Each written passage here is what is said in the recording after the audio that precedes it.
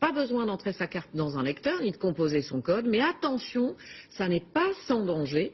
Regardez plutôt le reportage de Fabien Cazot, Mathieu Nivenglowski et Abel Zwiwesh. Le soir, dans le métro, cette jeune cadre ne fait pas spécialement attention à qui s'installe à côté d'elle, encore moins s'il s'agit d'un pickpocket dernière génération, capable de pirater les données de sa carte bancaire à travers son manteau. Démonstration. Une pratique totalement illégale et pour cause, en seulement 2 secondes, notre faux pickpocket a fait une belle moisson. Il faut récupérer le numéro de la carte bleue, la date d'expiration et l'historique des dernières transactions qui a été effectuées avec la carte bleue. Et tout ça grâce à une simple application sur votre smartphone. Voilà, donc là j'ai une application sur mon téléphone qui me permet de lire la carte bleue sans contact. C'est extrêmement inquiétant, ça veut dire que n'importe qui peut avoir accès à toutes mes données, à l'historique de mes transactions. Oui, non, c'est un vrai trou dans la sécurité. En cause, ce petit logo qui symbolise des ondes, il permet le paiement sans contact et figure sur 40% des cartes bancaires en circulation. La peur des cartes sans contact devient un véritable business.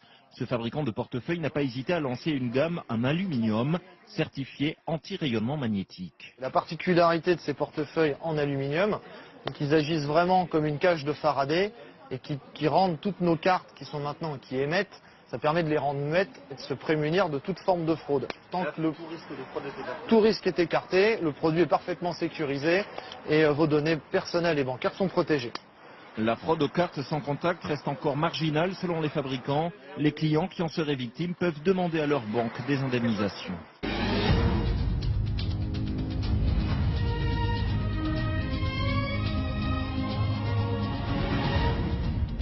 Les objets dits connectés, autrement dit ceux qui peuvent être reliés via Internet à un smartphone ou à un ordinateur. C'est le cas par exemple de voitures, de réfrigérateurs ou même de brosses à dents.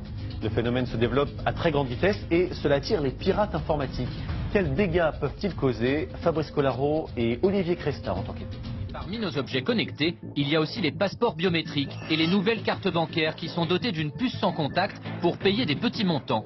Mais là encore, ces puces ne sont pas sécurisées et on peut donc récupérer les informations qu'elles contiennent. On est allé chercher, pour les fins de la démonstration, une application qui est disponible à tous sur l'Internet. Et regardez simplement, j'ai ma carte de crédit dans le portefeuille et sans même toucher à quoi que ce soit, je suis capable instantanément de récupérer toutes les informations. Donc là, on voit, il y a mon nom, il y a le numéro de carte de crédit, la date d'expiration. On pourrait donc vous dérober vos données en 1 seconde et faire des achats à votre place, même si la carte est rangée dans une poche et dans un portefeuille. Et c'est exactement pareil pour le passeport. Toutes les informations vous concernant sont accessibles. Parmi les parades, un étui de protection qui bloque la communication des puces sans contact pour éviter de se faire voler son identité ou son numéro de carte bancaire.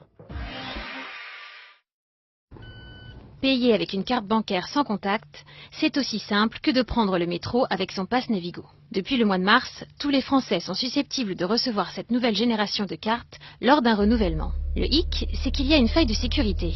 Les données peuvent être interceptées jusqu'à 15 mètres de distance. Ça fonctionne à travers un portefeuille ou à travers un sac. Et donc par exemple dans les transports en commun, le risque est simplement de se faire dérober son numéro de carte et que ensuite le fraudeur utilise ces informations sur Internet pour commettre des achats frauduleux en votre nom avec votre numéro de carte. Mais les paiements frauduleux ne sont pas le seul danger. La seule solution pour sécuriser sa carte bancaire est de la conserver dans un étui en aluminium. Un peu paradoxal pour une